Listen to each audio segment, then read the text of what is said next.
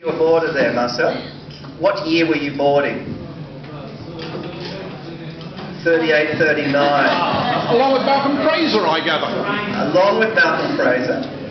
Okay. And Marcel actually came to the opening of our library, so it's good to have a school where you can still have the connections with time. I'm going to go briefly through this, and when I say briefly, the boys have already backed me as to how long it's going to be, so I'm starting now, boys. Okay. And boys, you may go and mingle if you'd like. So if you want to ask any of the Tudorians a question, it's the best thing to do because they'll tell you the truth. Whereas I will try and sell our wonderful school. That's my purpose, and that's why I'm here. First of all, there are not many schools like Tudor, and I don't think there's one school that's had boys on scooters on the front page of the Sydney Morning Herald, which I thought was a great opportunity to emphasise what Tudor House's ideals are about and values. And it's interesting that Wilfred Inman set this school up firstly in Sydney and then moved it down to the Southern Highlands in 1902.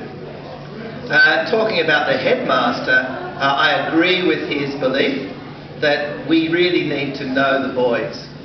I'm in a beautiful position where I get to know the minds of these young fellows. Our foundations have always been and remain, and why I took on this position is because it's educating the whole child.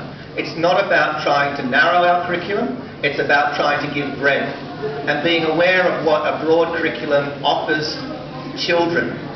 As my wife has said, and I agree with my wife on many things,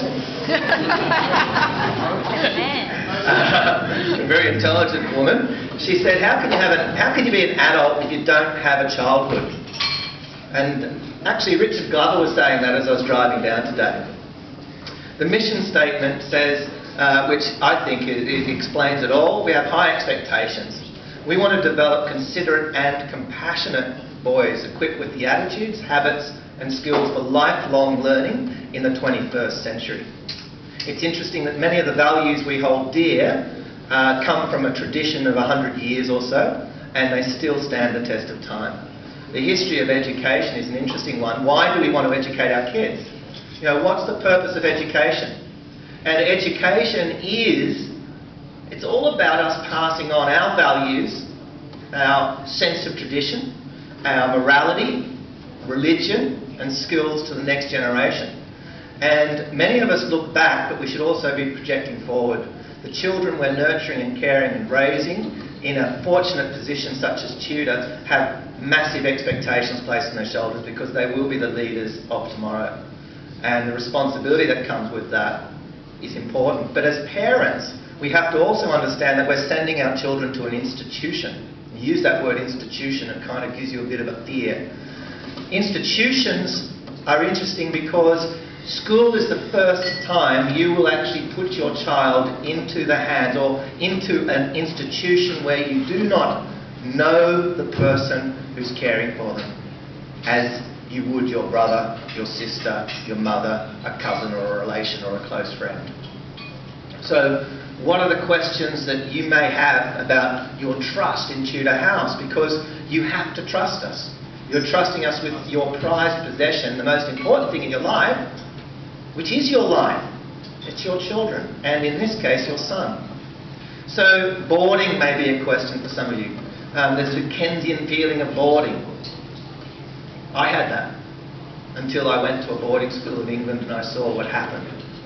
I wanted to be a boarder, and it was a shame that I was way past the time I could have been. Boys only.